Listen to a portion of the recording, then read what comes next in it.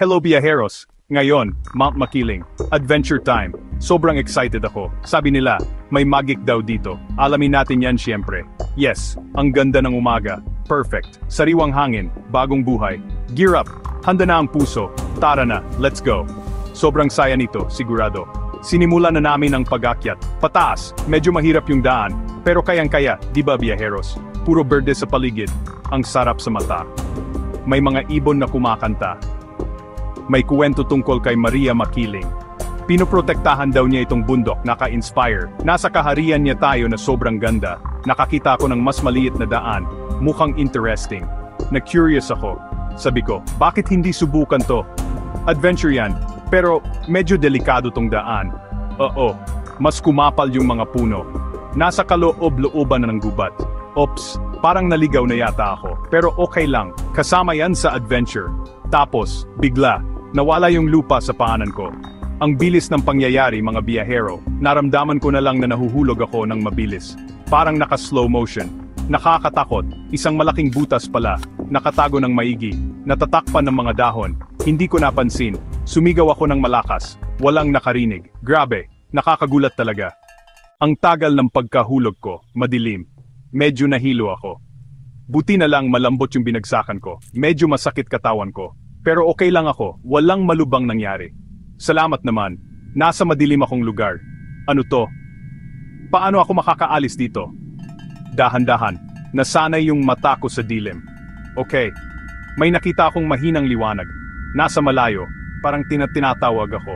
Na-curious ako, kaya pinuntahan ko. Iba yung hangin dito, malamig, pero parang ang luma na. Parang amoy lumang bato. Kakaiba, may mga alingaw-ngaw. Nagiging interesting to ah. Nakalapit na ako sa liwanag. Hindi ordinaryo. Wow, ang galing-galing sa mga kumikinang na kristal. Totoo na, parang ibang planeta to. Yes, tapos may nakita ko mga hugis. Malalaking hugis.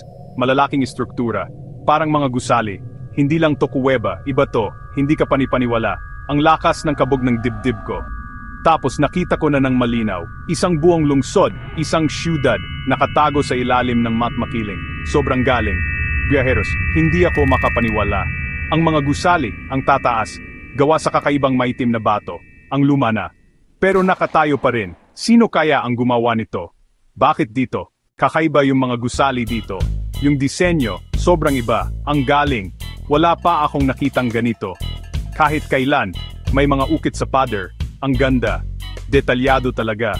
Mahina lang yung kislap ng mga bato. Nagbibigay liwanag sa lungsod.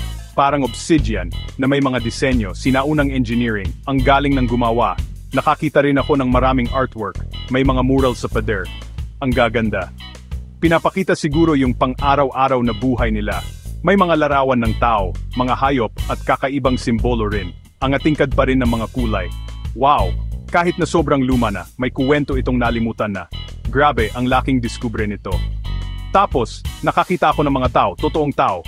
Oh, may mga tao dito. Iba yung itsura nila sa atin. Simple lang yung mga damit nila, hinabi. Gawa sa hibla ng halaman. Ang ganda. Mahaba at maitim yung buhok nila. Ang amo ng mga mata nila. Nagulat sila. Pero hindi sila masama. Curious din sila. Pinanood ko yung pamumuhay nila. Tahimik lang sila. Payapa. Ginagamit nila yung mga kumikinang na kristal. Matalino. Para sa ilaw, baka pati enerhiya. May mga hard din sila sa ilalim ng lupa. Ang galing, may mga kakaiba at magagandang halaman silang tinatanim. Wow, namumuhay sila kasama ang kalikasan dito. Nakaligtas ng daang-daang taon, nakatago, kakaibang mga tao. Halo-halo yung nararamdaman ko. May takot siyempre. Lahat bago, pero mas nangingibabaw yung sobrang tuwa. Purong saya, at pagkamangha, grabe, ang gandang diskubre. Isipin nyo Viajeros, matagpuan to. Isang nawawalang lungsod dito lang. Parang Pinoy Indiana Jones ako. Ang suwerte ko. Malaking responsibilidad to ngayon. Ang dami kong natutunan sa kanila. Kahit saglit lang, magagandang aral. Pinakita nila yung respeto sa kalikasan. Kahit itong kalikasan sa ilalim ng lupa. Ang lalim. Mahal na mahal nila ang Mount Makiling. Sobra, para sa kanila buhay ang bundok. Naniniwala sila sa balanse. Simpleng buhay. Yung kaalaman nila nakaka-inspire talaga. Wow, oras na para umalis ako. Pinakita nila sa akin yung sikretong daan. Isang lagusan pabalik sa taas. Medyo malungkot umalis. Nakakalungkot. Iwanan itong napakagandang mundo. Parang ayaw ko pa. Pero, kailangan. Nangako ako sa kanila. buong puso. Igagalang ko ang tahanan nila. Ikukuwento ko ang istorya nila.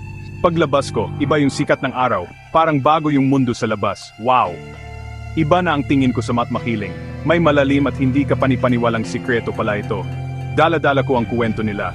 Palagi, buhay ang alaala nila sa akin. Ang misyon ko ibahagi itong kababalaghan, protektahan, karapat-dapat na mapangalagaan ang lungsod na ito. Grabe, ang biyahe.